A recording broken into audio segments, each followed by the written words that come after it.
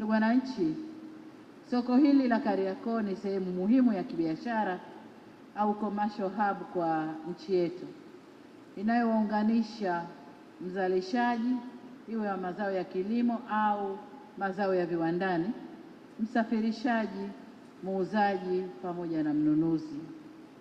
Muunganiko huu unaifanya Kariakoo kuwa ni soko la watu wote.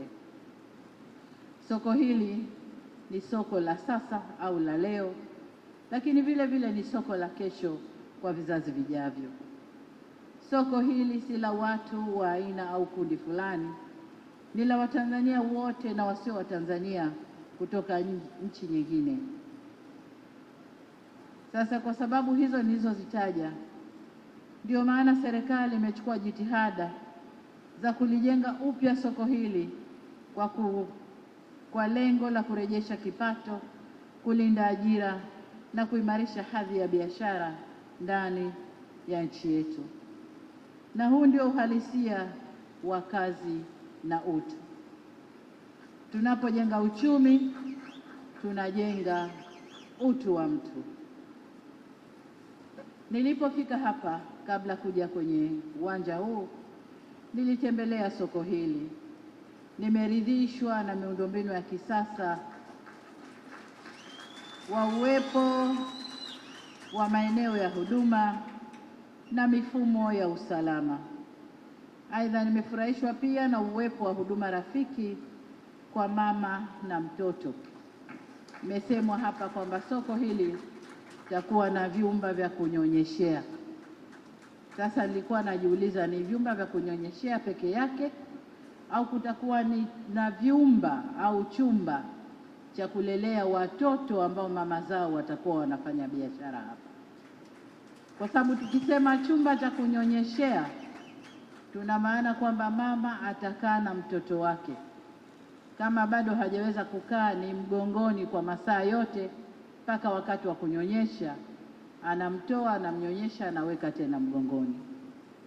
Niombe uongozi wa soko hili kutenga eneo la kulea watoto ambao mama zao watakuwa wanafanya biashara hapa. Sasa nyinyi mtatoa eneo, lakini akitokea mtu binafsi ambaye yuko tayari kuweka kitengo hicho cha kulea watoto ambacho kitaangaliwa vizuri, vifaa vyote vya watoto, vyakula vya watoto na kila kitu cha watoto, basi private sector karibuni, na niutake uongozi wa soko litenge eneo kwa ajili ya watoto wao. Mambo hayo sio tu yanaongeza tija, bali pia yanarahisisha mazingira ya biashara. Nataka soko hili liwe mfano wa kuigwa kiutendaji na masoko mengine nchini kwa kuhakikisha kuwa linakuwa na ubora wa huduma, ufanisi wa mifumo, usalama na nidhamu ya biashara. Sasa ili kufanikisha azma hiyo, hatuna budi kusimamia misingi ifuatayo, na kwanza ni uthabiti na uendelevu wa miundombinu ya kisasa. Hatuna budi kuwa na mifumo hai ya kisasa. Hii ni pamoja na mifumo ya zimamoto, na nimeonyeshwa zimamoto wako hapo, wana ofisi, lakini hata ndani ya soko nimeona yale machupa mekundu ya kuzimia moto. Sasa nalofuata hapo ni kwa ofisi za zimamoto kufundisha wafanyabiashara waliomo ndani jinsi ya kutumia mitungi ile, sababu unaweza kutokea moto wakatoka mbio, mitungi iko pale na hawajui jinsi ya kuitumia. Mafunzo kwa wafanyabiashara jinsi ya kutumia mitungi ile. Aidha, hatuna budi kuwa na mpangilio mzuri wa maegesho na njia za kusafirisha, kupakia na kupakua mizigo. Hili nalo ni muhimu. Kutakuwa na magari yanayokuja kushusha mizigo kutoka mikoani, kutoka maeneo mbalimbali, lakini pia kutoka viwandani, sababu bidhaa za viwanda zitauzwa pia hapa. Yapangiwe muda maalum wa kuja kushusha mizigo. Tumesema barabara zinatakiwa ziwe wazi, lakini vile vile kuna maguta ambayo yatakuwa yanasafirisha bidhaa zinazonunuliwa na wateja kupeleka kwenye magari yatakayowekwa maeneo maalum ambayo magari yatakuwa yamepaki. Kwa hiyo maguta nayo yapangiwe utaratibu maalum wa kuweza kuingia na kutoka sokoni. Kwa watoto wangu wa bodaboda ambao aidha wataleta wateja au wataleta wafanya biashara huku ndani, na wenyewe mpangilio wao ujulikane.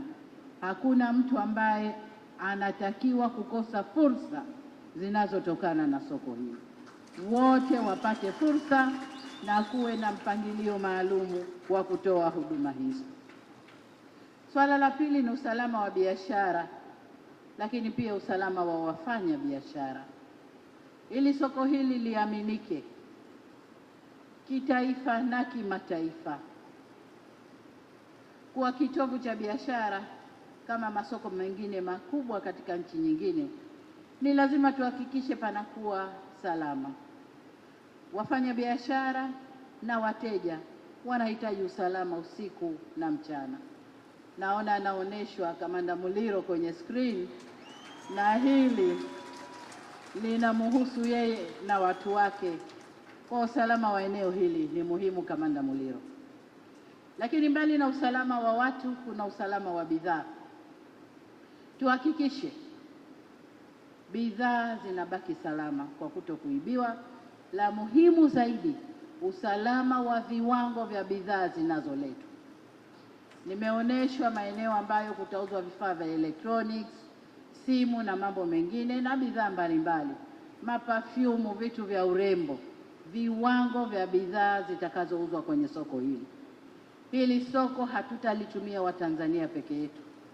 Nchi za jirani nyingi watakuja kununua vitu hapa soko hili kama ilivyokuwa kabla, wapeleke nchini kwao. Kwa hiyo viwango vya bidhaa zinazowekwa, watu wa TBS nadhani mko hapa, watu wale wa TMDA kwa maeneo ya pharmacies nadhani mko hapa, tuhakikishe bidhaa zinazowekwa hapa zina viwango ili soko letu hili liaminike kitaifa na kimataifa. Jambo la tatu ni uwepo wa huduma za kimataifa. Hili ni soko la kikanda. Mgeni akija hapa apate huduma muhimu kama vile huduma za kifedha, kulipia kodi irahisishwe, alipie maeneo haya na usafirishaji. Na tunaposema usafirishaji wa ndani, magari yetu ya ndani na maguta yetu, lakini usafirishaji wa bidhaa kwenda nje.